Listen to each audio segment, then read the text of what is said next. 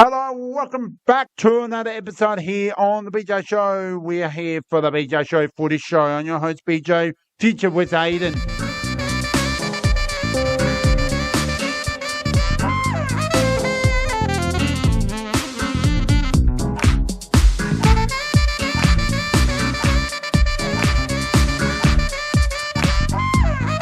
We will share all the latest of the South Australian National Football League from reviews and previews, both men's and women's. We'll also have Aidan's thoughts from, unfortunately he wasn't available, was his commitments, and we'll also share his thoughts of round 8 reviews into previews for round 9, and we'll also have my all that as well. All right, welcome aboard. Let's get on with the show. Welcome, Aidan. Welcome, mate. Hello again, everybody. So, Aidan, it's time for let you share your round 8 reviews and round 9 previews. Take it away, mate, because I can't wait to hear what you have to say. Hello again, everybody, and welcome to another episode of the Footy Show. My name is Aidan. I wasn't here last week, unfortunately. I was very busy last week, so I missed the Anzac Day, unfortunately. I was looking forward to doing that, but just didn't have the time. But we're going to get straight into round 8 this week. And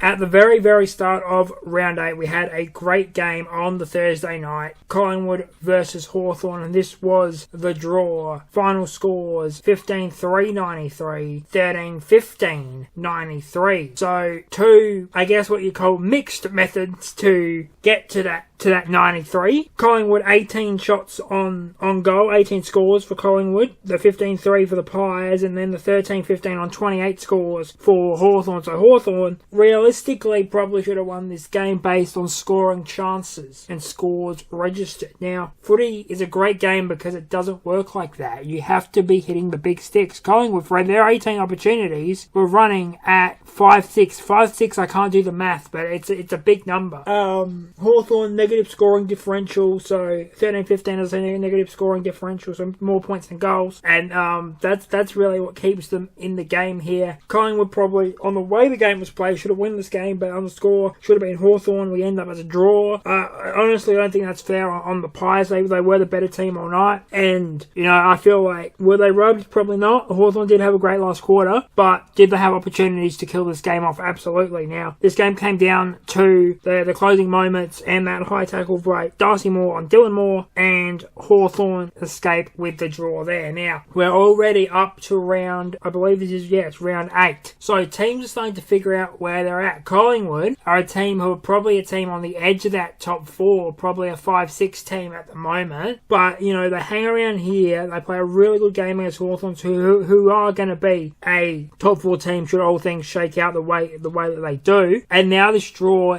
is either going to help you or harm you, because the draw, we know draws are very rare in the AFL. Normally get 1 a year, maybe 2 a year. So if you need 2 more points to get a position, you've got it. If you're 2 positions or 2 points away from getting a position, the draw then costs you there. So this will be interesting to see where it shakes out. A lot of teams who have draws, that does influence their positioning, especially draw between two top end teams. 2 teams who are probably going to be around the 4, probably around the 6 at a minimum. It influences the table, because everybody else now who gets into that top 6 is thinking at the end of the season, we need to find another win somewhere, or we're going to jump over them by 2 points to cement our spot where we want to be. So that's how this game, influences the table on a larger scale. So while it is only 3 hours of football, I think this is going to have ramifications throughout the season. Now, my player of the game here is from Hawthorn, Connor McDonald, 28 touches, 15 kicks, 13 handballs, 7 marks, 1 tackle, 3 goals. A lot of touches, a lot of forward half touches for him, which is what you want to see out of a forward. So stayed in his place and got the job done. He's only not 6 footish. That's 185. He's only 6 footish, which is disposal efficiency 71%. Most of those scoring opportunities as well, 3 goals. Uncontested possessions 18, contested 6, only 1 intercept position. So kick accuracy was perfect. Marks 7 of them really good. All uncontested as well. That's even better. Meters gain only 370, but again for a forward, that's not too bad. That's actually a great job. That's a performance that I think Hawthorn, you look at this, that's what they think will swing the game, and I think that's what they need as well. Is they're one of these teams that do sometimes find themselves out of place in a game, and these these players who can just tilt the balance just a little bit as a sum and then come together collectively to flip the table is something that Hawthorn do really well. Now, we're going to move on to Friday night. First game on Friday is going to be Western Bulldogs and Fremantle. We're going to get this one out the way quickly. So, Western Bulldogs 15-12, 102. Beaten by Fremantle 17-12, 114. So 2 goals is the final margin there at Marvel between the Dogs and the Dockers. And Fremantle, we're probably in and out of this game for most of it. Down big at quarter time, 4 goal at quarter time, and then they come back to 2 goal at half time, and then the second half really swings for Fremantle. 10 goals to 6 in the second half is what sees the Dockers over the line here. So Fremantle, are they that good? Are they as good as we think they are? They could be. This could be the year of flag mantle. This could be the year that the Dockers finally sail the premiership. Now, there's still a long way to go in the season, and Fremantle are known for getting good positions and then putting them in the recycling or general waste. But as for the Doggies as well, another strong start to the year. They are hampered by injuries. Now, this would have been a great game for them to have, but unfortunately they do lose out in that second half to Fremantle, who came through very easily, very cleanly in that second half. So this is now a turning point for both of these teams. Fremantle have set themselves up well. They're second. The Doggies starting to slide a little bit because of injuries. So this game starts to tilt the table. Doggies were looking very good when they had everyone available, but now that's starting to slip away from them. I think the Doggies could end up in the wild card with how their injury situation is going. Fremantle probably should be top 4 or bust at this point with their list. Player of the game in this one, it's going to be Josh Tracy for Fremantle. 95 AFL fantasy, 3 goals, 17 touches, 12 kicks, 5 handballs, 8 marks, 2 tackles for the key forward for the Dockers, as he puts on another impressive display for them as well. Fremantle, a lot of players with 3 goals. Sam Switkowski finds form again with 3 goals. Aidan Young, 3 goals for himself as well. So the Dockers getting in on the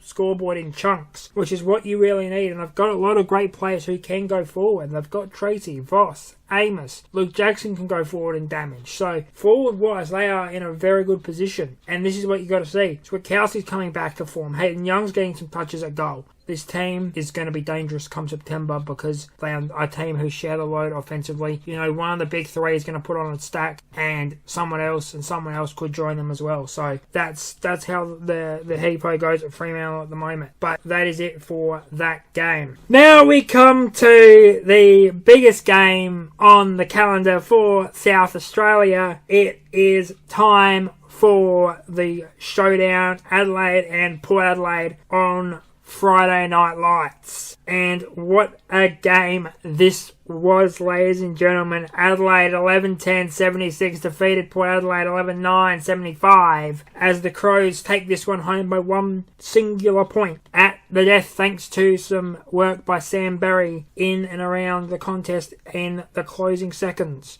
A lot of Crows players stepped up in this game. A lot of Port players stepped up in this game. And this is what we see in the showdown, is it's not a matter of who steps up, it's more a matter of who steps up and who steps up the most. And this time, it was Sam Berry who stepped up the most when it was needed for Adelaide. Adelaide had a lot of good performers that day. As soon as they lost Walker, it looked dangerous after quarter time, but They came back, they hung around. This is the thing about these showdowns. This is the biggest rivalry in footy. These two teams cannot stand each other. This is the one you want to have on your trophy case. This is the one you dream about. You talk about rivalries, you talk about the Sydney Derby, the Q Clash, the Western Derby. Out of all of them, this is the one. This is the biggest of the big games outside of Victoria. And it was a thriller. Adelaide, 1 goal in that first quarter, 3 for the Power. Second quarter, 2 for the Crows, 1 for the Power. Very, very even. Power up by a goal at half time. Then the Crows come back. 5 goal to 3 third quarter for the Crows. And in the final quarter, 3 goal to 4 in favour of Port Adelaide. But the final touches on this one were put in by Adelaide with 16 seconds. Sam Berry with a lot of work. Braden Cook stole the show as well. So those were 2 names who stood out. Sam Berry won the showdown medal. Braden Cook scored the winning goal for Adelaide. Now, Port Adelaide, I think a team probably going to be either just in or just on the edge of the wild card. They're showing that they can compete. Missed a shot to beat Hawthorn a couple of weeks ago. Beat Geelong, 1 point behind last year's reigning defending minor premiers in the Crows. Adelaide, this is a setup win for them. They had a lot of eggs, as I said, a lot of eggs in the beat Collingwood basket in round 1. They got that done. Then they dropped a few games. Now they're starting to find some form again. Now they only have 3 losses left in their bag to beat last season's record. But with the new finals format, things change. So anywhere in the top 4 could be good enough. The Crows' top 2 would be really good. And, it's something that I'm starting to think, is 5 or 6 better than 3 and 4? Because 5 and 6, yes, it's a one and done if you lose, but you are at home. 3 and 4, you do get the double chance, but a lot of teams recently have been going out in straight sets, so that's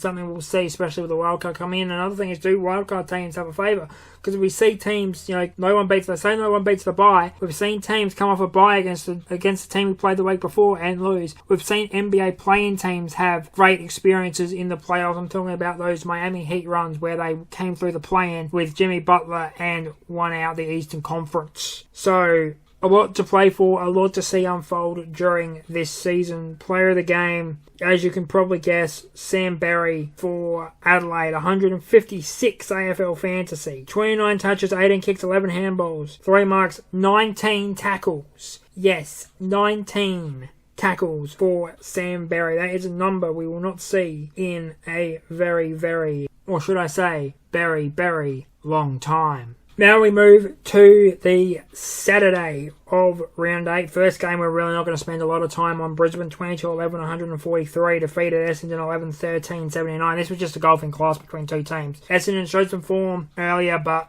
just weren't up for the task in this one. Brisbane far, far better of an opposition. Reigning defending back-to-back premiers, this is what they do. This is the gap in the AFL, is the haves and the have-nots at the moment. The gap is 60 to 100 points, really. And it's in a way, it's unfortunate because the gap is so big that there's no middle. Even the teams in the middle, even your 5-6 teams, your wildcard teams, are going to be 5-6 goal behind your genuine contenders, and that's a really bad, unfortunate thing. So I would say it's a bad thing to have, because when you watch the footy, you want a close game, but we just don't get it often enough. And games like this, what can you do?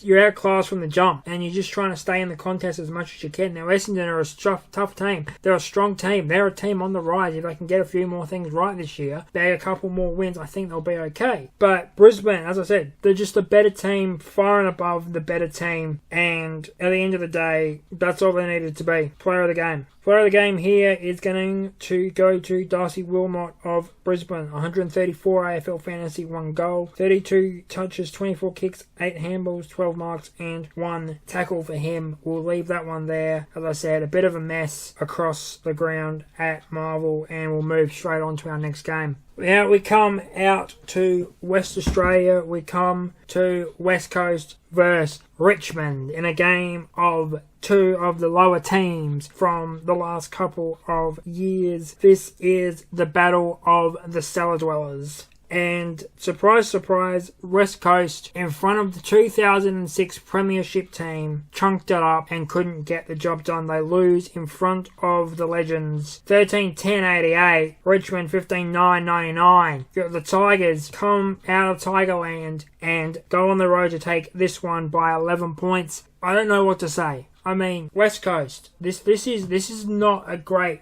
performance at all from the jump. You had not just the side of the fact that the legends of the 2006 Premiership were in the building to celebrate it. It's 40 years of the club. It's an opportunity to put on a show in front of your former players, in front of guys who have played for the club. Now, I don't know what happened, but I was just sitting there watching this game, waiting for the switch to flick. And it just never happened. You just swayed into Richmond's game all day. And that's just not good enough. At home, you got your legends there, celebrate a premiership, and this is what you come up with? This is the best you can come up with. That's concerning. Not just from a football level, but from what it means to play for the jumper level. Now I talk about it all the time. What does it mean to play for the jumper? And then you look up, you see Chris Judd, you see Andrew Embley, you see Darren Glass, you see Ben Cousins, and then you go 13-10-88. That'll do us.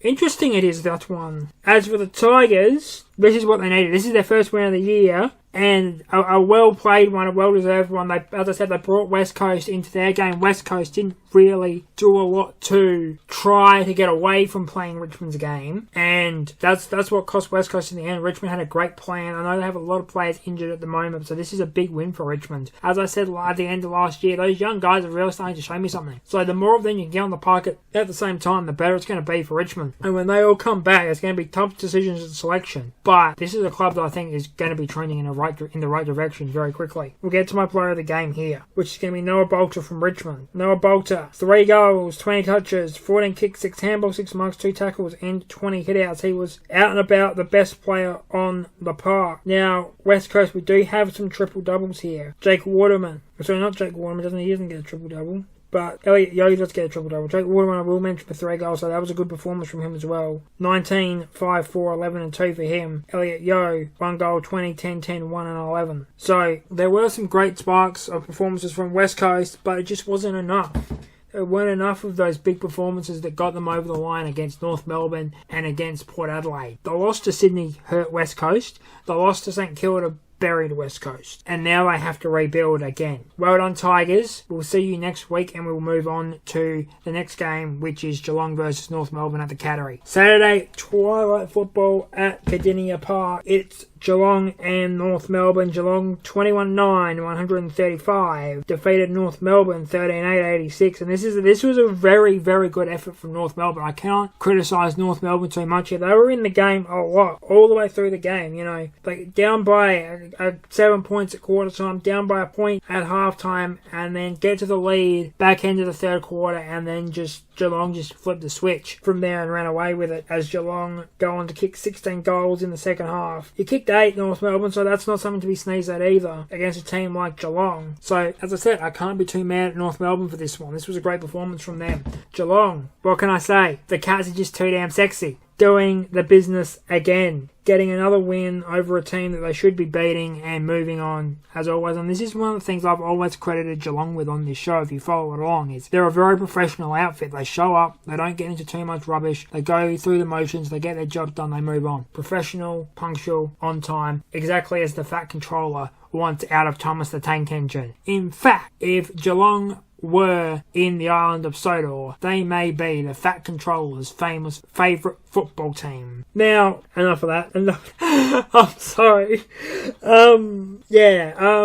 Geelong, I can't say enough about Geelong. They're one of my favourite teams to watch. Great way of playing footy, always doing the job, doing business the right way, and you can't fault a team that does that. We'll go to my player of the game. And my player of the game is going to be Max Holmes from Geelong. 107 AFL fantasy, 2 goals, 29 touches, 19 kicks, 10 handballs, 4 marks, and 2 tackles. And we'll leave it there and we'll move on as we move to Marvel again for Saturday night football between Carlton and St Kilda. The final scores here: Carlton 9-15-69, yes, versus St Kilda 16-12, 108. St Kilda winning this one by 39 points. St Kilda have been on a roll recently. They've been a very, very dangerous outfit. The Saints could come marching into the wild card if we're not careful. And it was another blue blunder for Carlton, up 2 goals at half time and then only 2 goals in the second half to Saints 9. I'm running out of things to say about what's happening at Carlton. I'm trying to find new ways to put it, but there's not much more I can say really.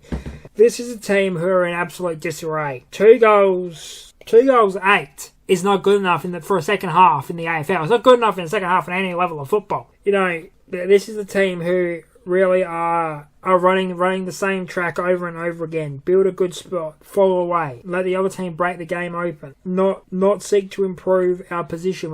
They've only won 1 game, and that was against Richmond, who missed the target, or Tom Lynch, who missed the target a lot in round 1. So I'm starting to get very worried for Carlton. For St Kilda, as I said, a very dangerous outfit, a very strong team, a team that I look at and go, oh, the wild card could be in your favour, St Kilda. You are playing exceptional. This second half, 5 goals in the first half, 5-7 in the first half. half, and then 9-5 in the second. That's an absolute, 11-5 in the second. That's an absolute turnaround there for the Saints, and this is what they can do when things start going well for St Kilda. So we move on to another week of football for these teams. Carlton, again, staring at whiteboard, scratching their head. St Kilda, a team on a roll right now. Player of the game, there's a lot to choose from across the board here, but I'm going to take Rowan Marshall from St Kilda. 124 AFL Fantasy, 3 goals, 22 touches, 14 kicks, 8 handballs, 9 marks, 3 tackles, 10 hitouts for the big man from St Kilda in this one. And the Saints go marching on to another victory again. Now we move to Sunday, and it was a really interesting Sunday of football. 2 games on the Sunday, 2:45 and 7 o'clock. We started at 2:45 at the SCG, Sydney versus Melbourne. And this was a game where it looked like it was going to be an entertaining game, and it was from siren to siren. Sydney winning this one 19-17, 131 to Melbourne 17-12, 114. The Swans were the better team out of the first quarter. First quarter very even, 5-2 to 5-4 in favour of Melbourne, and then after that Sydney just stepped on the gas and drove away with it. 5 in the second, 3 in the third, 6 in the last for the Swans. Melbourne made a show of it at the end of that final quarter though as well, bringing it down to from 6 or 7 goals down to the respectable margin that we finished at 17 points. So well done, great game all around. Sydney, they're a top team, they're a strong team, they're a great outfit, they're a team who could win a premiership. They could, as I said earlier, I think I said it last week or the week before, Sydney are now my favourites to go and win the flag this year. They are a very, very dangerous outfit. I don't see many weaknesses across the park. They have a little bit of injury worry at the moment, but if they get those back and don't lose too much more depth, they're going to be very, very dangerous. Melbourne, again, as I said, a team very capable. They proved it here. Okay, it didn't go their way on this day, but, losing to a team who are looking like they're going to run over the league this season isn't so bad. It's not bad for Melbourne because, as I said, they're probably going to end up in the middle of the wild card. I could see them sneaking into an 8 or a 9 quite easily, Melbourne. So this is the kind of performance I think puts the league on notice in a loss for Melbourne, just because we now look at the Demons and we go, well, maybe they are. Maybe they are real. They only lost by 3 goals. 3 goals isn't a lot. So the bounce of the footy going their way here and there could have impacted in other games. So Melbourne, very good performance from you. I'm very impressed with your application to football on this day. Sydney, great win. And it was all powered by one man, Malcolm Roses. 102 AFL Fantasy, 7 goals for Malcolm Roses on the day. What a game. As I said, powered by Malcolm Roses, 7 goals. Joel Amartey had 4 of his own. Luke McDonald had 3. But those 7 goals seal the player of the game for Malcolm Roses. 7 goals, 14 touches, 11 kicks, 3 handballs, 4 marks, 3 tackles. Malcolm Roses, a well-deserved player of the game with that 7-goal performance. Now, the final game of round 8 is the Expansion Cup on the Sunday night between Gold Coast and GWS. And this one, I've got no other word for it, but sloppy. Sloppy, not in weather, in kicking. Gold Coast, 11-17-83. GWS, 8-15-63. This was a bad kicking. Isn't quite as bad a footy as we think. The ball transitions through the midfield for both teams was quite strong. Just could not find accuracy at either end for either side. Gold Coast, though, probably the class above on the day, getting the 20-point win here. 11-17-83 was their score. And Gold Coast, I don't know what to make of them. They have good players. They have great games, and then they can't convert often up in front of the big sticks. And that's my worry for Gold Coast, is these games start to become a pattern for Gold Coast over the season. They could maybe be pushed out of that top 4 and end up as a 5 or a 6 team just ahead of the wild card. Now, GWS, I don't think they're going to be in play. I think they're going to be a team hanging around the top edge of the bottom 6. So sort of a 12 or 13 for GWS based on that result. They're goal kicking as both teams. The goal kicking is killing them. If both of these teams could improve their goal kicking, GWS could be a wild card opportunity. Gold Coast could be top 4. So, as I said, a lot of footy to go. We're only a third of the way through the season, but these opportunities, they come and go. And both teams let a lot go on Sunday night. There were plenty of chances to be had, not many found. Player of the game in this one, probably someone who didn't have as bad as a night as we thought. So, there's a lot of good players on the field, and I think one guy who really stood out to me was John Noble. Actually was in my class at school. John Noble was actually his house captain. John Noble, 144 AFL fantasy, 1 goal, 35 touches, 30 kicks, 5 handballs, 12 marks, 1 tackle for John Noble. Christian Petracca also had a good night. 117 AFL fantasy, 2 goals, 29 touches, 19 kicks, 10 handballs, 4 and 4. Lockie Whitfield, best for GWS, 113, 30, 21, 9, 5 and 4. And Brody Euland, 112, 26, 16, 10, 13 and 2 for a triple-double for Brody Euland. So, ladies and gentlemen, that is the wrap of round 8. Let's get into my tips for round 9. And we come to my tips for round 9. So Thursday night we have Fremantle and Hawthorn. Very close teams. These teams probably both are going to be in that top 4. Probably could be top 2 if Sydney stumbles. Fremantle, I think at home, just the better team here. I take Fremantle by 9 points in this. Take Fremantle by 9 points in this one. Brisbane and Carlton. I'll take Brisbane here. Much better side than the Blues are at the moment. Real golfing class game I could see coming here. Carlton will put up a great effort, much like Essendon do, but Brisbane head and shoulders above them at the moment. Now we come to probably one of the closer games for the week, if not the closest, Port Adelaide and the Doggies. Now Port Adelaide at home on the Friday night at Adelaide Oval should favour them a little bit, but I have gone with the experience of the Western Bulldogs. Even with the injuries, I think the performance they put up against Fremantle is good enough, but that tip may swing. So I've gone Doggies for now, but I could swing that to Port Adelaide on Friday night once I see the team. Next up is North Melbourne and Sydney. Now this one I've gone Sydney. Again, golfing class. Sydney far better than the rest of the competition by a field at the moment. So they get the nod in this one. GWS and Essendon. This could be an interesting game. Could be close, probably around the 4-goal margin, I think. And I'm taking GWS here. I think that if I do get their goal kicking sorted during the week, they are the odds-on favourites to get this one, although this is another swing game. If we discredit Essendon's performance on the weekend, I think they are a much better team than we make them out to be. Gold Coast and St Kilda. Gold Coast at home against St Kilda. St Kilda, a team who are tough to play, going to make it difficult, but Gold Coast are the team on form right now. Team on song right now, so I take Gold Coast here. Next one is Geelong and Collingwood. Now, I've taken the Cats again. This is another one I could swing late. I think Geelong just a little bit better form at the moment, a little bit cleaner. I think the cleanness of the Cats is going to get them over the line here in this one. Then we have Melbourne and West Coast. Melbourne looking like a shoe-in wildcard to me. Beat West Coast, they'll be edging that case a little further to an absolute lot. So West Coast going to put up a good effort here, I reckon, but Melbourne just too much class in them now that Gawn is back to form. And then finally, Richmond and Adelaide. I've taken the Crows. Crows should be beating Richmond here. If the Crows aren't beating Richmond, what are we doing, Adelaide? What are we doing? Richmond, though, a young team, could be strict, could be picky early on. Adelaide have to take their opportunities early and close the game by halftime. Otherwise, Richmond will hang around and make it rather interesting. So we've gone Freo by 9, Brisbane, Western Bulldogs, Sydney, GWS, Gold Coast, Geelong, Melbourne, and Adelaide on the tips for round 9.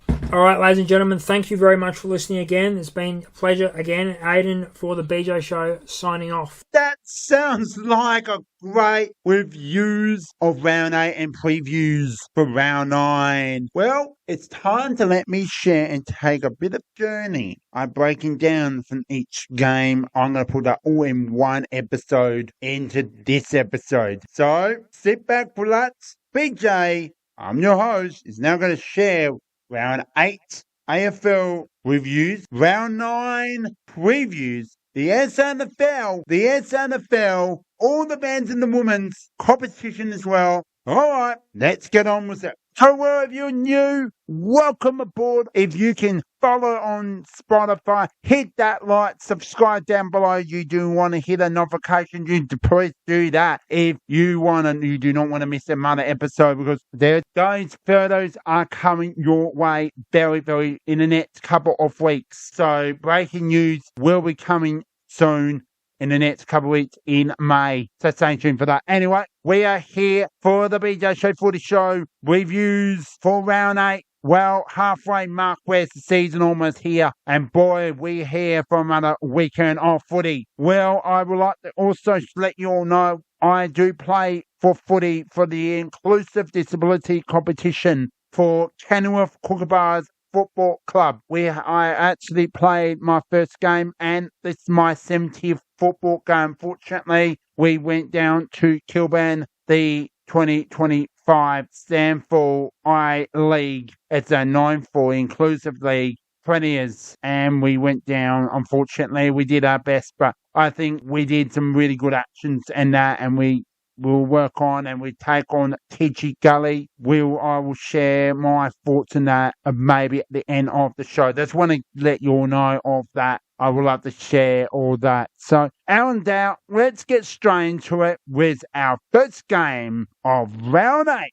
the AFL. Thursday night footy, we are here and once again, and we have Collingwood and Hawthorn, the two rivals, go head-to-head at the MCG with a very reasonable crowd of about 76,000, round about that, if I'm correct, and it was, so 76,632, and we ended up with a draw.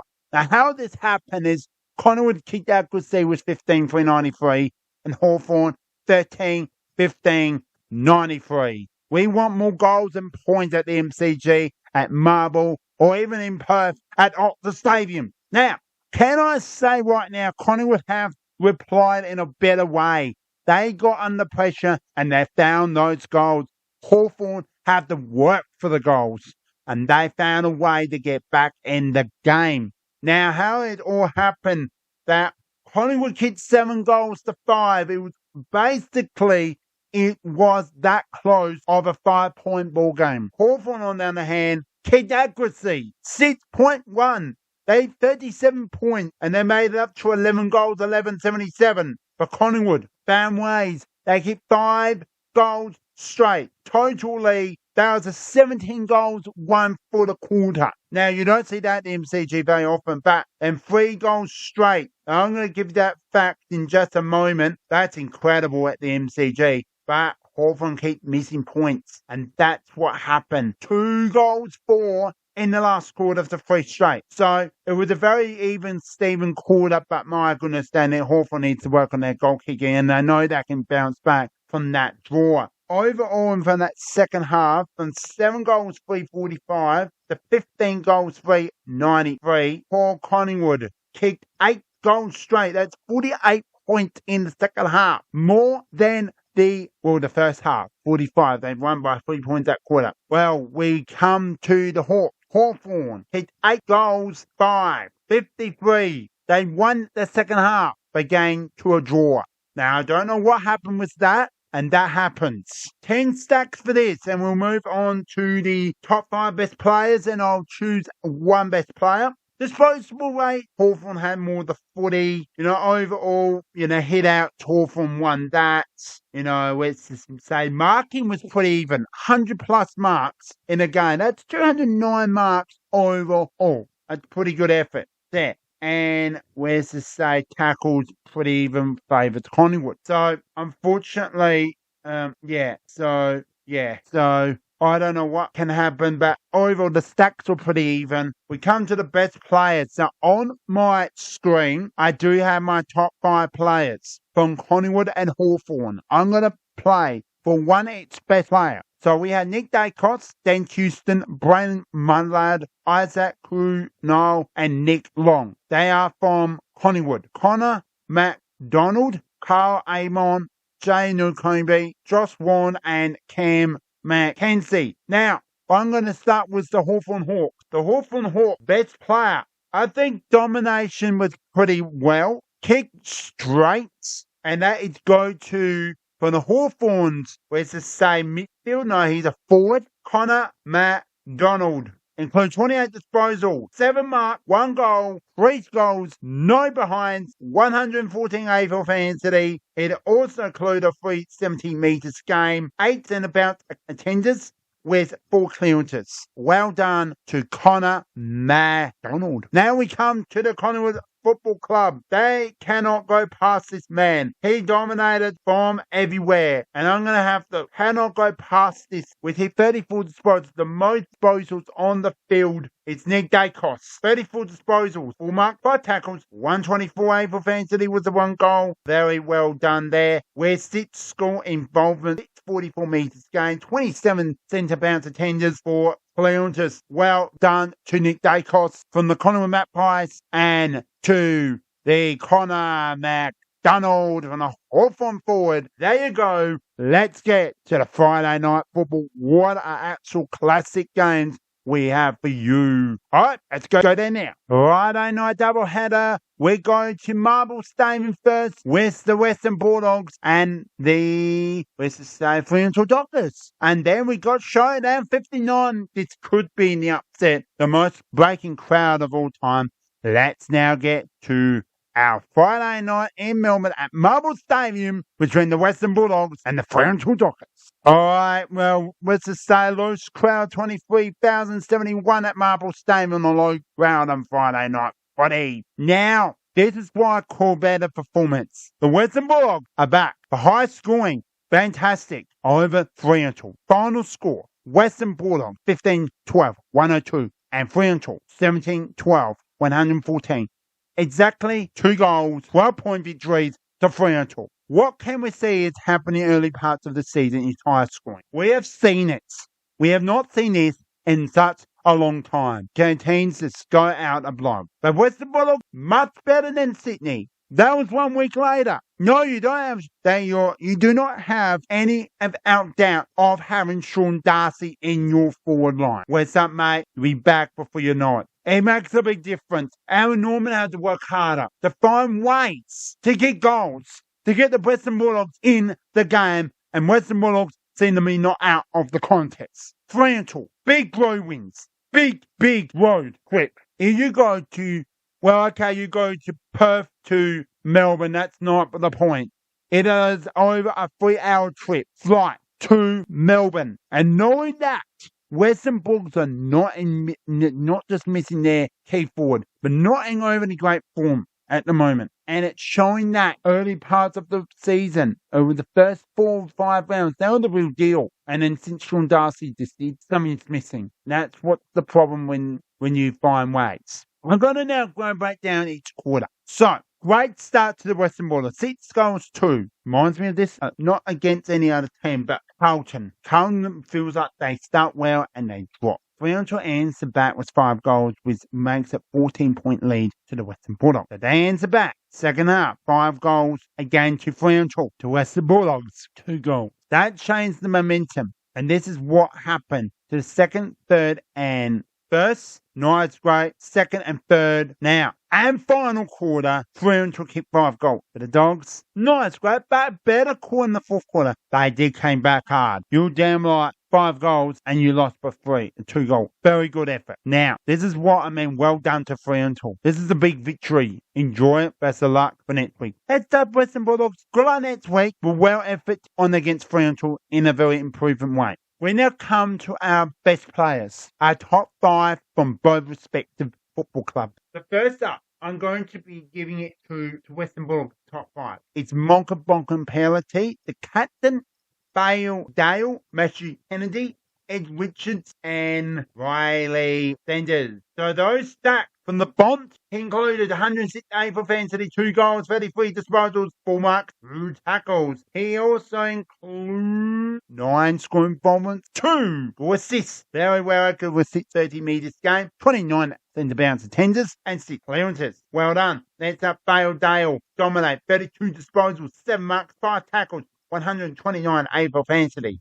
He also included, this will be the only time because I'm only supposed to share 1 of the sacks. So he had 2 goal assists and 7 score involvements, a 529 metres game, and 2 clearances. Now for the next 2, we had Matthew Kennedy and Ed Richards and Riley Sanders. For Fremantle's best player, and I'm going to pick the top 5 and then I'll pick a player. So Shane Bolton included beautifully there. Andrew Bradshaw, absolute domination there. Luke Jackson is a mother. Massive, impressive saying that. So they have been pretty good. Amos, he didn't do great, but I'll include my 4th and I'm going to include one and truly my final player, which is really tough go to Aidan Young. That's it. But I'm going to go past, can't go past Luke Jackson with the 1 goal, 129 offensively. He had 18 disposals, 3 marks, 8 tackles, 36 hit-outs. He also included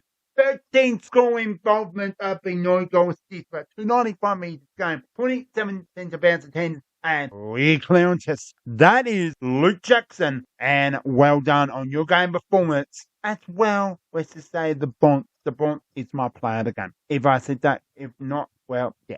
All right, off to the second Friday night footy in Adelaide, which we had oh my goodness, what a game this was. All right, we got the Crows and the Power coming up now.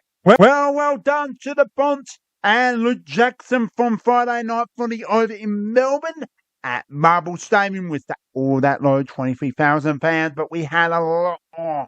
We had 50,000, 53,000, 45, Showdown 59, the Crows and the Power go head to head.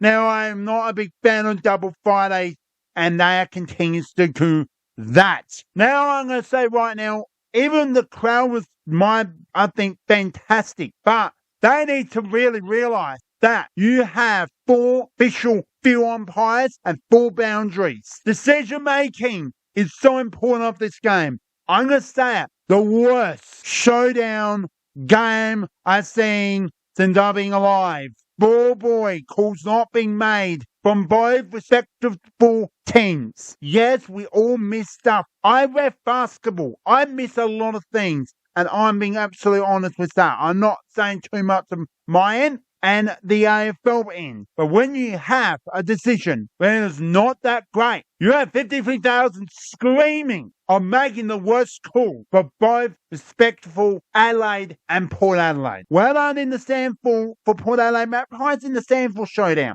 This is the AFL. Very different. But Adelaide must win. They must win this game. And before we get into that, I've got to say right now, Port Adelaide came out on top of this showdown. And boy, oh boy, it changes completely. Adelaide's turn to show up. They came out on not just the second quarter, it's more the third quarter. That quarter, the premiership quarter, as old school for 4 Aussie rules. But this is the makes it a big difference. Adelaide were up by 3 goals and above. 3.5 goals, 4 goals. Toby Murray, Nick Murray's brother. They're this massive fella. He's kicked not just 1 goal at the Adelaide Oval, but 2 goals. Nick Murray did not play. He was dropped. Must be reasons. Must be a bit of a soreness coming through. That happened. We didn't have a captain out there. Alex Newbullen dominates being acting captain, and he's done it well. So keep it well, Alex Newbullen. You're a star. You're great to be maybe the next captain for the LA Crows, in my opinion. But I think he's done so well to keep ourselves in the game a lot more. Adelaide are slow starters, but we came out on top, really on top. No, haven't seen Riley Filfer in the best of form, but that happens in a game of football. And due for his back and general body health, I think he's in great shape. He's just not getting to that football. He's not in overly great. But I know that he can recover. We all know that. Same with Powder Walker, the Tex. Oh, not the showdown, mate. It happens. Rest up, mate. You rest up. You come out firing after the bye if you need those weeks off. Your coaching was fantastic. You may not want to coach, but how about the head coach of Matty Nicks? You did so well. Now, continuing on this game, I was shocked to see with 34 and a bit seconds, 34 seconds if I can record, Port Adelaide by 5 points. Now, I'm going to look. I just could not look. When Port Adelaide, whoever it was, kicked that foot, the game's over.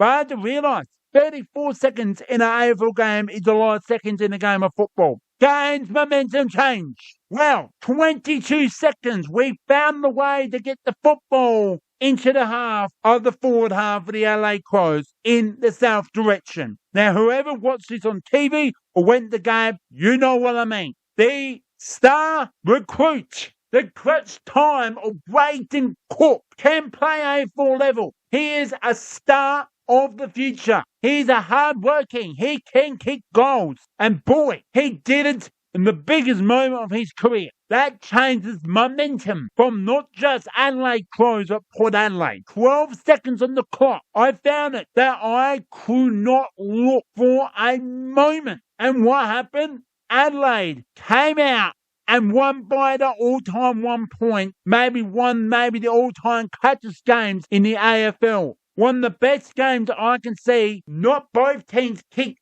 points. They kicked exactly 11 goals, but 1 point went to the LA Crows. That is how much the difference it was. And boy, it was most entire. I was shocked. I was speechless. I could not even. What happened? Let's just keep it that.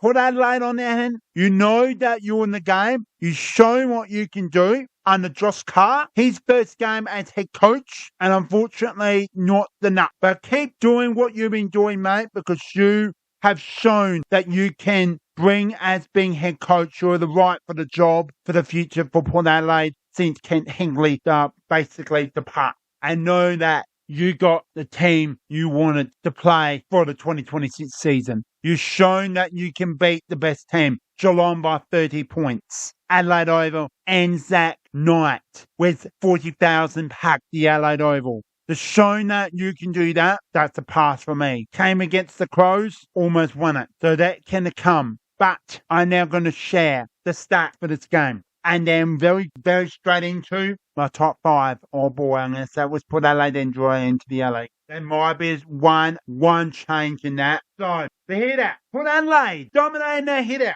That means Port Adelaide won the footy a lot more. Next part of the stats, I'm going to say, disposable rates favoured the Port Adelaide. Next part, the free kicks were even. 41 overall, but 21-20 favoured Port Adelaide. I'm not saying free kicks, they were even, but there was a lot more should be called back. Moving on from that point. Marking. Adelaide are the worst marking in over most terms. 78 marks. And look at what Adelaide scored. 76 points. Marking for Port Adelaide. 103. 103. That got them 40 a lot more. They have got better. And that, good job on that. But this is the most important part. Tackles. Adelaide's proven they have absolutely changed the game of their style. They won the worst tackles in the AFL. 81 tackles to 69. 12 tackle plus. We are not afraid. Beautiful. That's every team is different.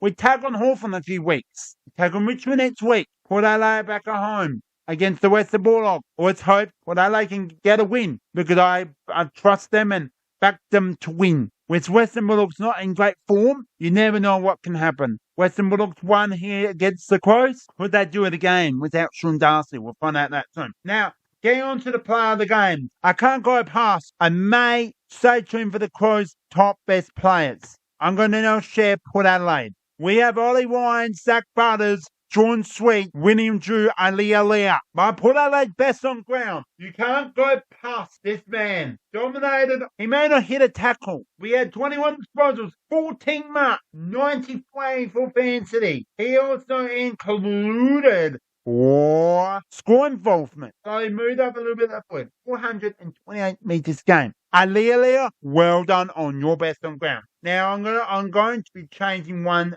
team member. This is the player has shown what he can do. And oh my goodness, a clock time. Brayden Cook, well done. Here in Collingwood we have Sam Barry, Raymond Miller, Toby Murray and Alex Bullen. Now, Ben Keys, this miss out. He was my original man. I have Brayden Cook. You play very well, Ben Keys, but it's so hard to have Brayden Cook as my player of the game. It's Sam Barry. You can't have both. I would like to have Toby Murray best on ground. He had a lot, but he dominated. But maybe the first time in history, 19 tackles, 3 marks, 29 disposals.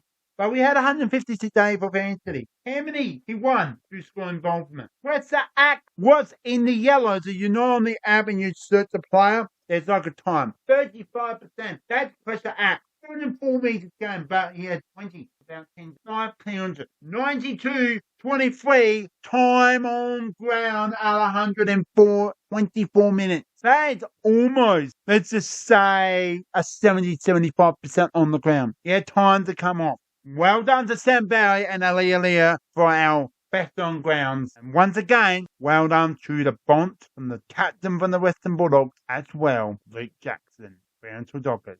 It's time the Super 4 games of their footy Let's go now to that now. All right, we got 4 games of football. Let's just drive into it. Well done to the mighty. Let's just go back to a draw. Good effort from the mighty Collingwood Matt Pines and the Hawthorn Hawks. Well done to Fremantle Dockers over the Western Bulldogs at the Marble Stadium. Showdown 59 with the LA Crews 1-point victory. Now we're back at Marble Stadium with the 31,595 at that for this game. It is Essendon and Brisbane got head-to-head. It's their first one. Final score 13.79 to beat a 22-11, 143. The reigning premiers take a 64-point victory in Melbourne at Marble Stadium. The new trophy was in pick 43, the 2025. Dan Curtin, the star of the LA Crows' younger brother, playing for the Brisbane Lions, Corey Curtin. Congratulations on your first game for the Brisbane Lions over the Essendon Bombers. May not hit a goal, but boy, how great this is. Brisbane, mother win, victory, and back in Melbourne again.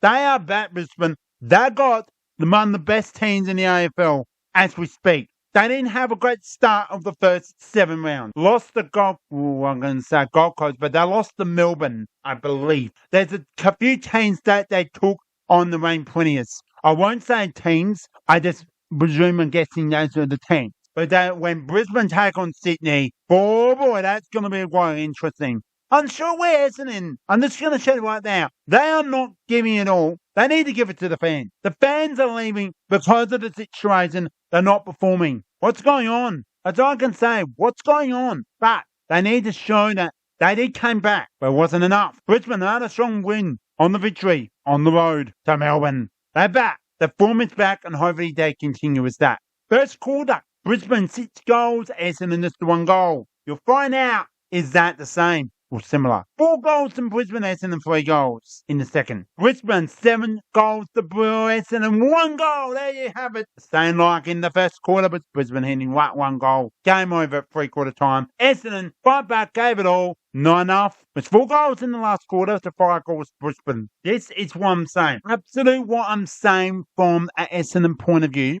You done all right at the start of the season, but have you gone off? You've gone offline. You take on the best team. You stay in the contest. But I just don't know where they are, Essendon. I'm very unsure. I am going to share their top 5 for Essendon Brisbane. But first, I'm going to share the stats. Very. So, right now, I am going to share with what should I share first up with the team stats? So, disposal. Favour Brisbane. 400 plus 350. Pretty good effort for Essendon net. Free kicks. Well, they'll favour the Essendon, but they just roast them. Hit out. Brisbane. Wow. Don't know what's happened there, but Essendon won the football, but wasn't enough as the centre clearances went totally to the Brisbane Lions. 14-21 favour to the Brisbane Lions. The next stat I like sharing is the marks. Brisbane Lions 160 to 78, the same mark that the Adelaide Crows did against Port Adelaide. But unfortunately, it was 60 plus more favoured of Brisbane over Port Adelaide mark. So you can give that stat. They didn't get 40 marks a game. They got almost 80. That's a gift. The next one I would like to share is tackles. Well, Brisbane are not the best tackling team, but oh boy. 81 tackles to 48 to 40. And that's the LA Crows. That's an effort. Not even 50 tackles for the game. 50 tackles, not even that. You got to tackle. You want to tackle, you're more opportunity to win the game. Best players. I'm going to start with Essendon. Nat Candy, Peter Wright, Zach Merritt, Sam Durham, and Dyson. Yep. Brisbane's best. We have Dusty Wilmot, Dane Zico, Will Ashcroft, Zach Bailey, Shu McClinkage. Now, starting with Essendon's best. It's pretty not over easy to not share 2, 3, or 5 or 6. But domination, you got to really dominate. And you can't, yes, okay, goals are really important to win games. Now, I'm going to give it to Nat Candy. No, why? I'm getting 3 goals and 5 points. Sure, a lot more goals than that. But that's what he got, include 101 A for Fantasy, 3.5, 14 mark, 9 marks, 2 tackles. Pretty impressive. They include 9 score involvements with that goal assist. So that's pretty good effort. 107 minutes and a half out of 123 minutes. That is about 80% and a bit and above. 461 metres game. Well done. Brisbane, well, there's a pretty hard to choose when you win. Very big win. A massive win. To go over and over and over. But you can't go past Will Ashcroft. I cannot go past him. Very well average of 9 marks, 5 tackles, 121 able fantasy, 28 disposals. We have also included 5 scoring involvements with the goal assist. We include 101 minutes 56, 338 metres game. Maybe that one clearance is a big moment, but we think about attendance. Well done. 2. Where's our Will Ashcroft? When the Brisbane Lions, Nat Penny form the Essendon Bombers. Heading over to Perth after statement. Let's go to Richmond. How amazing that was. This could be an interesting game to share. All right, let's go there now, right now. It's not just interesting games, that games getting all exploded at the moment of the 2026 April Premiership season. And teams that dominate amaze me. We have West Coast Eagles hosting Richmond Tigers. The both bottom sides are in rebuild. Well, one team is better than the other. When you get done big, come back to Perth in front of your West Coast supporters. Your West Coast supporters, you need to win. You have 46,350 as well, how many Richmond supporters there. But you had at least 46,000, 45,000, even that. And wow, this changed in so many ways. This picked in so many ways. And I've got to say, in so many ways, I think this one is the interesting game. Richmond not just yet win a game. 2 went to Perth and ought to stay in front of 46,000 plus. 315 part of that. I tip West Coast, that's it. And my thoughts, we're on West Coast at the moment. They started this season strong. They even went to Adelaide. Adelaide over the beat, put Adelaide at 2 points. But Port Adelaide should have won. And then they just got dropped. They've gone down. And I'm shocked. In front of your supporters, West Coast, you know it's important to perform. Richmond had plans to win the game in Perth at Optus Stadium in front of the West Coast supporters. And they got the job done. They had the plan. Well done to Richmond with the win. West Coast, 13-10-88, 59-99, 11 points. 1 point, 100 points. You win by 1 point over in Perth, that's a bonus. But when you win by 11 points, it's an extra bonus. 10 plus 1 is 11. This is what teams can play. And Richmond did it in style. Wow. Richmond hit 8 goals to West Coast 6 goals in the first half. Overall, West Coast was 7 goals as well with Richmond. This is what changes the game. All right, stat by stat. I'm going to share that right now. Very nice and smooth, and then we'll drive into my top 5 of each. West Coast and Richmond. Right, disposals. Very well even. That's pretty good over. 350 for West Coast to 348 Richmond. 3 kicks out of control. I'm not going to go into that. Hit outs. Very well even, but not in 40 hit out. Richmond won more of the hit out. Very balanced in the clearances. It was 1 clearances to overall in front of West Coast, and they lost by 11 points. Now, points on the score doesn't mean, but you've got to win the footy and win it. Next part of I'm going to share. Marking. Maybe not hit 200 marks overall, but 95 to 90. That is a well-balanced marking team. And they were. Tackles. Another thing that Richmond I'm giving credit. They're getting better and better with their tackle pressure. But West Coast got better of the tackle pressure. Wow. I can tell you right now, West Coast came back. They were going to respond from last week, and they've proven that. They'll take some lessons from that 11-point defeat, and Richmond will have confidence with that 11-point defeat. They're going to go to the MCG and tackle the LA Crows that they did against West Coast. They will find a way to be smart, and they know how good, unusual how Adelaide Crows are. Right now, we are going to now share my top 5 for West Coast Eagles and get into their best player. I'm going to get a bit more for Richmond as well. West Coast best 5 are Jack Waterman, Ellen Yo, Tim Kelly, Harley Reid, and Bailey Williams. Pretty hard to choose players. My best player from the West Coast Eagles is a pretty domination. Now, I don't see him that much often, but this man can definitely pressure the ball. Why they won the start. It's Ellen Yo. 11 tackles, 1 mark, 1 goal, 20 disposals, 104 able density. The next party includes 10 scoring forwards with 1 goal assist, 10 for 449 metres game, 80 metres 24 on ground, 24 centre bounce attenders, and 7 clearances. This is why I experienced player like Alan Yeo to be my West Coast best player. Coming to the winners, to the Richmond Tigers, they have dominated and shown what they can do, but it is going to be Jack Ross. Domination, 4 marks, 5 tackles, 99 propensity, included 29 dismissals. He included how many time or minutes? 108-17 out of 125. That is almost up there. He fleshed it out perfectly. He included a free 78 metres game, 26 centre bounce attenders, 11 clearances. This man can definitely be a very good midfielder. Who's going to take on him? We'll find out very next week on Mother's Day at the MCG. What a game that will be. But well done to West Coast Eagles with the win. Next game, oh boy, it's going to be quite interesting. We're going down to GNHBA Stadium, the Clear Park. Geelong Cats. Could they make their 15th straight win over North Melbourne? Let's find out right now. We're heading down to Geelong. Between the Cats and the Blues right now. We're now done being in Perth. We're now travelling down to the GMHBA Stadium, Nova Canadian Park, the original name for Geelong. Geelong Cats hosting North Melbourne. Now, this could be a very interesting game. Before we get into the major, I'm going to get into those stacks. I'm doing something a little bit different here. To get them out of the way, well, I've got to say, Geelong didn't hit 500 disposals.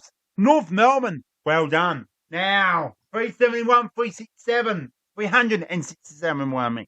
The next part of the stats is hit-outs, 40-28. But this has changed. North Melbourne, boy, their midfield is very good. And I'm getting them so much credit. The next stack I like to share is marking. 81-68, that's been about the average around that team. And the most important part is tackling. You tackle on a team playing in the grand final and then get 2+ in tackles overall, that is a winner in my books. We've now done that. Geelong have done it. The 15th straight. Did they do it? They did it, and they're doing it in the history. Not an easy road trip to go down to Geelong and just win. You're going to get a really decent 32,485 pack down at GMHBA Stadium, Clear Park, and get a big win. Not 64 points. Not like that. That's about the average win. 29, 21, 9, 135 Geelong. North Melbourne, 38-86. 13 goals to 21. 49 points. Better. Not great. You can score 13 goals, not 8 goals to 21. You would stay in the contest. This is why you're winning the footy a lot more, North Melbourne. This is why you pressure the ball a lot more. And that's why it's not easy. It was a good high scoring. Yes, 135-86. It could be 68 to 138 to 135. That is why I'm saying that North Melbourne has changed in so many of their football styles to go.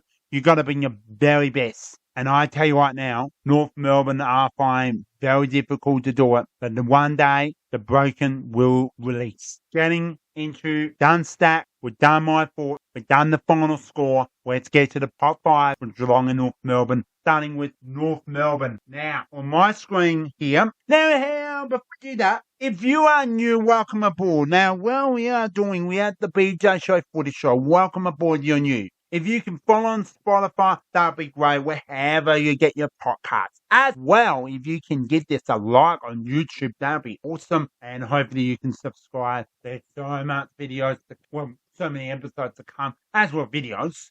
Fun videos coming with football latest episodes. So I'm going to give my North Melbourne players, and I'm going to give that player a really good effort. But it's Tristan X. Harry Sicily, Luke Davis Unicane, Kobe Matt Kerr, and Paul Curtis. North Melbourne's best on ground is not just a player can dominate. It struggled to be a big ruckman, and that's Tristan Ekman. If I got that incorrect, I do apologise. Equally 30 disposals, 1 mark for 7 tackles. Not able to get that 1 goal, but he got 131 A for fantasy. 23 hitter as well, including that 8 score involvement for goal assist over that 1 point.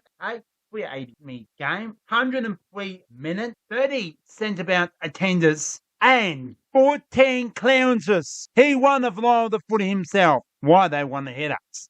He's one of the best headouts ruckmen in the AFL in a lot of different ways. Well done to the ruckman from Geelong, North Melbourne. We're coming to the next team, which is Geelong. Geelong Cats are Maxwell, Holmes, Tanner, Bernhardt, Jeremy Cameron, Shane Hall, and Tom Atkins. But you can't go past. A player can dominate. A player can perform. But a player can do it all in so many ways. That is, Hannah Bernhardt is my Geelong best on ground. 22 disposals, no goals. That's okay. He's a defender. He dominated with smart 7 packs, 101 A propensity. He included 4 score involvements. He really got that 202 metres game, 88-34 on the ground. He pressured well, but that then about attended 9 times. That is a really good effort. Well done to Anaban Hun, to Geelong defence in the ruck from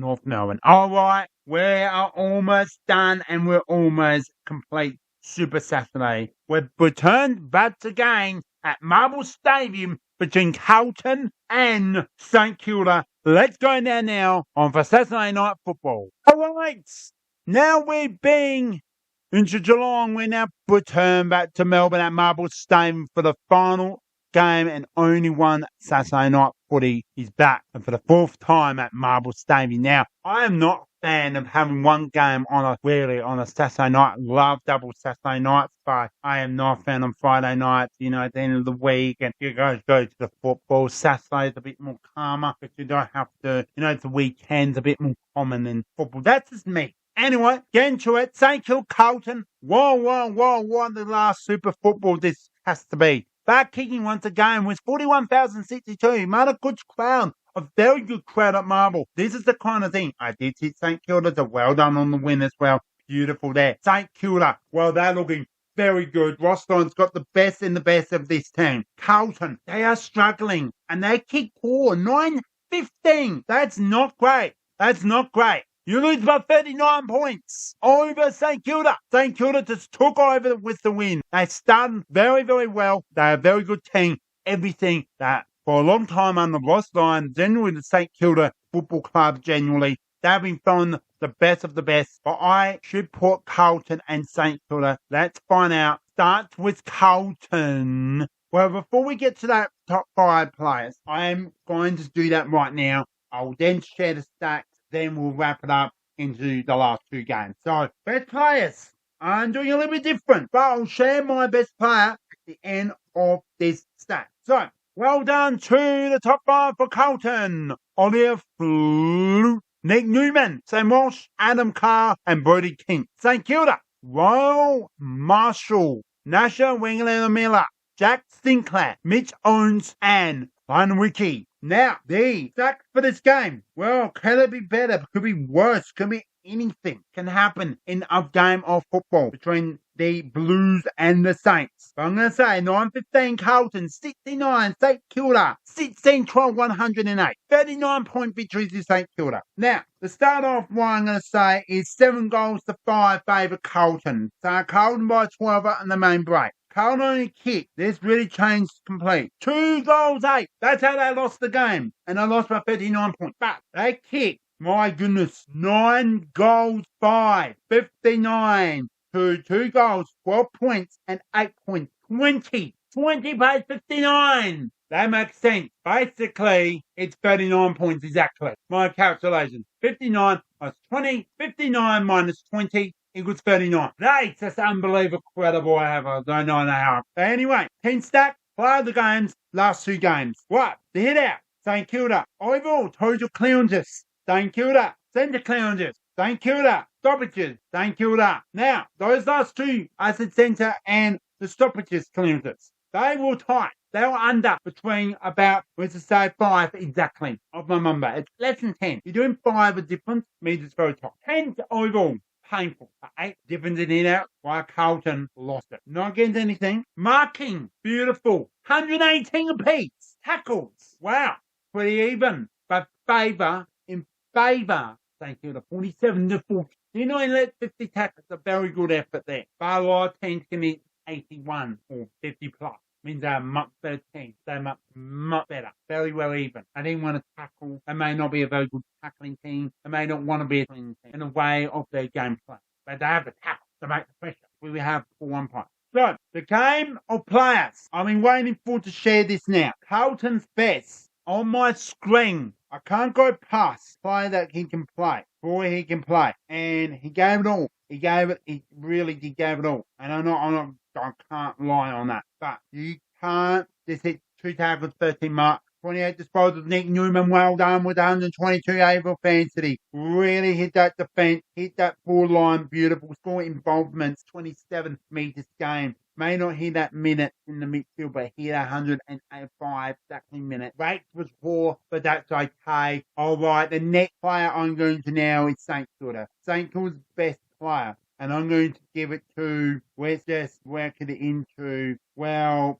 so hard to pick a player. Can kick goals, hit in the ruckman. Ryan Marshall, 22 disposals, 3 goals, 9 marks, 3 tackles, 124 able fantasy. Well, he included 10 hit outs. So he did very, very well in that. But 48% in defence, but he hit 52 foot half. He included 5 score involvements for 74 metres gain, 89.5 minutes on ground, 11 centre bounce attenders, and with the 4 clearances. So, well done, Ryan Marshall, and to Carlton's Nick Newman. Sunday football doubleheader. Sydney Swans, Melbourne Demons at the SCG was followed by the finish up Gold Coast Suns and GWS Giants to wrap things up. Let's do Sunday tickets. Let's go there now. Here we go. It's now time to celebrate the most important I went to school with. Before I get into this game, we also got the Gold Coast Suns and the GWS Giants. We got 2 games. Now, the reason why this team, Sydney Swans, will host Melbourne in a high-scoring environment. Nice day. We are celebrating a legend of all time. 250 AFL games. His own is amazing. He's made a few grand finals. You don't get that very often in your AFL career under 250 games. The most important part is this fella has been improved one of the best rucks, in my opinion, in the AFL. Not that I know this person from Cabra, the school I went to, but a player that he got drafted to go to Collingwood, made a grand final. Then he moved to Melbourne. Then he moved to Sydney. 250 games later, it's incredible. Well, mate, you have proved you can play. Keep improving. After we go for that Swans Demons game, we'll then over to the Gold Coast Suns hosting the GWS Giants for Sunday night football. It's now time to share this game. The Sydney, I would like to once again, Brody Grundy, mate, on your 250th, and the win. Melbourne came to town and put on a show with well accuracy. They did play 4 quarters of football. They have shown Stephen King is the right for the job. Since Goodwin have left, he's now assistant at Sydney Swans. I got to say, perfect for Footy at the SCG with the final score 19-17-131, defeated 114. High scoring football. It's been happening this season, and it's great. Now, I'm going to share this quarter. Both teams started with 5 goals, so it's going to be a really entertainment. Then 5 goals to Sydney, Melbourne 2 goals. Sydney by 22 points. It was a bit more than that. But we know both teams get 3 goals in the first quarter. Then, wow. Melbourne 7 goals, 6 goals. 13 goals for the quarter. What's to say? That's a massive game. And that's defined into 2 teams. Mel won that quarter. Team stats. The most important part of this game I'm going to share. And boy, I've got to say right now what a absolute stack this was. So, I'm going to start off with that. Players of games. Top best 5. Let's get into it. So, the next one we're going to share is the team stats as I mentioned before. So, disposable, like Sydney just dominated them. Totally one of the best. 425. That's the best team in the AFL right now. 40 free kicks overall, 20 apiece. Perfect. Hit out. 20 under 50. That's been around the average at the moment. 95, 56. Well, that's a pretty good effort for marking. Favourite Sydney. The tackling. This really makes it pretty even. 121, if I got that correct. 123 tackles overall. 61-62. And guess who has more tackles Adelaide Crows. So, big winners there for 17 points. High scoring. And look at the stack makes a big difference. Now we've done that, we're going to make this nice and short and sweet because we've still got a lot to share. Matt Scorn, Harry Snupp, Ed Longman, Tom Strong, and Kane Chandler. The Melbourne best and Brown, best player for the game. I can't go past one player or another, but dominated pretty good effort. I'm going to give it to Tom Thurwood. Including 21 disposals, 2 marks, 10 tackles, 1 goal with the 2 minus. 101 AFL density. He was in a midfield, so he's a midfield roller. 6 goal involvement with 1 goal. He included 111 minutes, almost 100%. 408 metres game, 29 centre bounce attendance, and 6 clearances. Well done to Tom. Ooh. Now this one, the most important, I can't blow past this player. 45 hitter. 26 disposals, 1 goal, 128 disposals. I think we know who we are talking about. I'll share it. If you're not unsure, that's okay. 12 score involvement. He's everywhere with 360 metres game. 45 hit out. That is 35 centre bounce attendance from 11 clearances. He also had 98 rut contest. Brody Grundy, you're my player of the game. Well done on your 250th. Let's now get to the Gold Coast Suns and the Judas Giants at People's First Stadium. Then we'll go straight to the sample update here in Adelaide, South Australia, local football, the Host Plus League. There's so many ways I want to share right now, and I'm really appreciative. Hope you are all enjoying this episode. It is long episodes, but that's okay. This is what I like about this game. I love footy in so many levels. There is entertainment. There's high scoring, and we have official, we have crowd, we have stick, we have a ball. It's shaped at the oval. But one of the most important thing is I love playing it. And I'm going to share the game we play against Kilburn very soon and who we play in next. And I'm going to share this a very briefly about who we take on and all of joy. There's 18 oval, 7 reverse, and I play for the Kenworth I-League. It's a disability competition. It's under the SANFL, inclusively, they're called it known as I-League. Final game, I'm going to include that a little bit. Gold Coast and the Giants go head-to-head at People's First. Now, nothing else I can say. 11-17-83 defeated 8-15-63. Gold Coast with the win. I can't believe after 4 weeks, 1 month, Gold Coast back on the win list. Giants, they're finding that the no Gold Coast are a good side. I don't see the Gold Coast really being in that top 4. I'm a bit unsure where they are. Giants, same. But there is unsure where GWS Giants are. I don't see them playing finals, in my opinion, especially that. And they do play top 6. Be surprised how good they can play timber. Don't I have to say was that big. It's now time to share the stats. Straight into it. All right, wow. Pretty even in there, but Gold Coast a little bit better. Free kicks. Pretty even, my goodness, not even hit 43 kicks. Pretty even that. Hit out. No one can hit 50 hit out. There's a very unsure where they are as a team. Next stat. And my goodness, the tackling is really getting my attention. And that is very even. 56-58 favour the Giants. That's a very good effort there. You can do that well, you're a good team. Marking. Gold Coast are better in the marking, and they are very strong in that fact. So, don't know how to done, making it nice and sure in that bit. Now, how did the quarter-by-quarter work out overall? Gold Coast came out. Then the Giants replied. Then it came out with Gold Coast. And the Giants sort of came back, but it was Gold Coast back. 3-4, saying it's 3-4 in the first quarter. First and fourth are basically the same. Now, if Gold Coast get better, they'll want a lot more than 20 points. So, you can say right now, Gold Coast should make an easy amount of 20 plus points. 120 plus points for the team. GWS Giants should make about at least 80 points. Should make up at least 3 more goals minus. So, should make at least 80 plus. And I'll be happy with that. Best players for Gold Coast are John Nobley, Christian Petrarca. We have Boo High, We Land, Mac Andrew, Ned Monload. Best on ground for Gold Coast. It's been very hard between Petrarca and Nobley. I'm going to give it to the most impressive team you can give him with absolute well-earned game of game. I'm going to do it for John Nobley. 35 disposals, 12 marks, 1 tackle, 1 goal, 144 able fancy. He also includes 2 scoring, and he also includes 827 metres game. They made that one clear that they had almost 99.50. They had 99.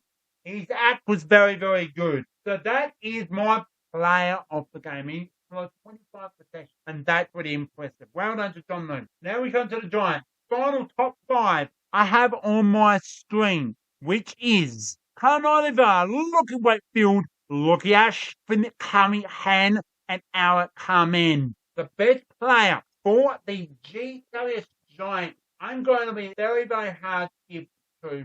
It's Lockie Wakefield. At dominations for 30 disposals, 5 marks, tackles, 113, 18, included the uncontested possessions, a pretty good in 5 with 7 score involvement. He also 93-45 on time on ground. He also had a pretty good act of 17, 636 metres gained, 1 clearance. Well done to Lockie Wakefield and to John Nobley from the Gold Coast Suns. Well done to all the best 5 and my best on grounds. Time to now show into the AFL, into the Stanford. There's so much happening in the women's and the Host Plus. Host Plus is the Stanford competition in South Australia. So, enough is enough. Well, I've got to say before we wrap it up, this is what I'm going to say. That's all for round 8. Now it's time to share my thoughts for round 9. That's it for Mother's Day round. Thursday night, I'm going to straight into it. We have at Alta Stadium with Fremantle Dockers and the Hawthorn Hawks. Fremantle big road trip in Melbourne against the Western Bulldogs, and Hawthorn draw with Collingwood and MCG. It's not an overly easy tip to choose, but I'm going to say with Fremantle, and it's at home, be a good crowd, but 21 points in a close. Fremantle, Friday night, Footy back-to-back gala and the Allied Oval to take the stage for Friday night footy. Brisbane and Carlton first up, and then I should well share this right now with Brisbane over massive win over Essendon at Marble Sabres in Melbourne. Huge win and well great Toby Curtin with his first AFL debut. The Dan Curtin's younger brother. Hopefully you'll dominate well for the Brisbane Lions. Carlton is not an easy season. They're not having the best season. Loss against the good side in St Kilda. I'm going to really give this match a nice and short. Brisbane by 45. Second game, Adelaide Oval. Port Adelaide, Western Bulldogs. Both coming off losses. Western Bulldogs lost over Fremantle, the better team. Better than Sydney. Port Adelaide, 1 point loss in Showdown 59. Where's Brain Cook with a big victory there? I'm saying Port Adelaide in a close one for 15 points. It should be a good battle. Can the Dogs still well with their big form key forward? Sean Darcy will find out very soon. Super Saturday football, and let's drive into it with Super Footy. First up is North Melbourne, Sydney at Marble. Look, I'm going to stay with Sydney. They took a big win over Melbourne at the SCG for the start of Bodie Grundy's 250th. North Melbourne coming off a massive loss and continue with their 15th straight loss defeat over Geelong and Geelong. Well, I'm going to say for this match, Sydney by 37 points. Giants and the Bombers, the Dons. Can't say too much about this match. I'm going with GWS to win this match. With this coming off, both teams coming off losses. Gold Coast by GWS Giants and Essendon with Brisbane. Giants by 44 points. Gold Coast and St Kilda go head to head. I'm going to really say this is the game, at least one of the games of the round. It's a pretty hard one with St Kilda big over Carlton, Gold Coast over GWS Giants. Now I'm going to go for upset, and I'm saying, well, St Kilda on the road, on the Gold Coast, by 13 points for this match. Be surprised that Gold Coast could take big win here. Next one, the MCG will be a really interesting match to watch. Maybe could be the game, the entertainment of the round. Especially for this one, Geelong, Collingwood, that vital, or these two hate each other. Geelong, big winners in the 15th win straight in history over North Melbourne down at Geelong. Collingwood draw over Hawthorn. Make sure I go for it's a tough decision. Geelong, in a close one, 24 points. Sunday ticket, we have Mother's Day football. Demons and Eagles at Marble. Wow. What I'm going to say is Melbourne lost by 10. Well, a loss in Sydney at the SCG against the Sydney Swans. West Coast lost in Perth against the Richmond Tigers, got their first win of the season. Melbourne Demons at Marble by 25 points. Final game, not just for Mother's Day, and hope you're all having a great day as well. And hopefully you'll do well. Richmond and Adelaide. Both teams coming off wins. Adelaide against Port Adelaide Showdown 59 was playing Cooks. The ones I say, once again, the crutch time. Richmond 10 points over Perth. Not easy to do. Now, it's going to be interesting, MCG. Could we get a 40,000? I love to see 50,000 for Richmond supporters in Adelaide. 40 points to Adelaide to win this. And I tell you right now, I think Adelaide will do well. Trying to share that. That's the most point of the game. What's will I have to say? How much votes will they? I do apologise. We have shared that already. We are done with my previews for round 9. Fremantle, Brisbane, Port Adelaide, Sydney Swans, the GWS Giants, St Kilda, Geelong, Melbourne and Adelaide. They are my thoughts. Before we go, I'm going to say all my shares NFL reviews, no previews, as that's a little bit different to the Able reviews. Alright, let's go right now to the SNFLW followed by the SNFL men. Now it's time to share the SNFLW reviews. We only got 4 games and 14s. We had like a 40 festival down at Nordover with this Cooper Stadium, if you know that from Galloway. We have round 3 reviews. We had some big games. We got big victories. Let's dive into it. Central District, well, they took the win. Got 5-10-40 defeated. Woodsville West Torrens 8-7-55. Well done to Woodsville West Torrens with the win. Now time with North Adelaide and South Adelaide go head to head. 6-point victory to North Adelaide. Roosters over South Adelaide. South Adelaide Pandas. Final score 4-6-30 to 3-6-24. We have an interesting second draw for the season for the SNFLW. West Adelaide and Sturt go head to head 2-3-15 apiece. Final game, Northern Glenelg. North took the victory 7-13-55 defeated 2-3-15. You notice between West Adelaide and Sturt, Glenelg joined the party with 2 goals free. Dang. Well, we're now done. We go into the SNFL men's competition round 5 reviews. Adelaide Crows and Port Adelaide Magpies. We've got 5 games. That's all we have. 10 teams. We had the final score. Adelaide Crows. Fortune just went down by 20 points in a high scoring. Adelaide Crows 15-8-98. Port Adelaide 8-10-118. Well done, Port Adelaide Magpies was the win. The upset of the round, it's been a long time since South Adelaide travelled down Glenelg and taking a big win.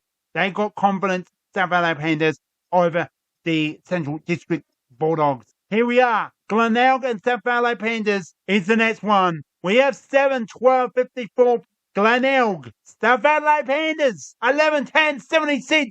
The record is broken. The runners-up, South Adelaide, have done it perfectly. Well done on the win. 22 points, 1 point. It does not matter. Hack on one of the best teams in the SNFL, and they did it in pride. The next one we have, we'll share it after this one. And boy, I'm so proud to be a North supporter. That's right. West Adelaide Sturt at Richmond Oval. The upset of the round. The Premiership Players upset of the round. West Adelaide took the win. 9-11-65. Defeated 8-13-61. West Adelaide have defeated the reigning Premiers. Sturt double blows by 4 points. And this proves Nathan Bassett wins the right for the job. Attack on the reigning Premiers. West Adelaide have found ways to do the hard ways, and they recruited perfectly. Well done. Sturt, heads up, we know there's always next week, and there is. So, North Adelaide and West Torrens, Eagles, the Woodville Eagles. They took the win, but it's North Adelaide taking 10-28. Defeated 15-7-97. One more game on our chat is Central District and Norwood. Norwood took the big wins, and this is not just a win, it's a victory. Central District 2-10-22. Norwood 10-11-71. And I can't believe that overall, Norwood and Woodville took the high scoring for the round. Central District are the lowest score over North Adelaide. You can prove that they are struggling for key forwards overall. So, that's it. Oh, goodness sake. Wow. Okay, let's wrap this episode up. Also, much for listening here on this episode. I hope you enjoy. Make sure you give this a like and subscribe. Make sure you hit that following wherever you get your podcasts, such as Apple Podcasts, Spotify, as well YouTube. So, that's all, folks. Thanks to Aidan so much. Great reviews, great previews from the 8s and round 9. I'm your BJ, I'm your host, signing out. See you next time. Peace.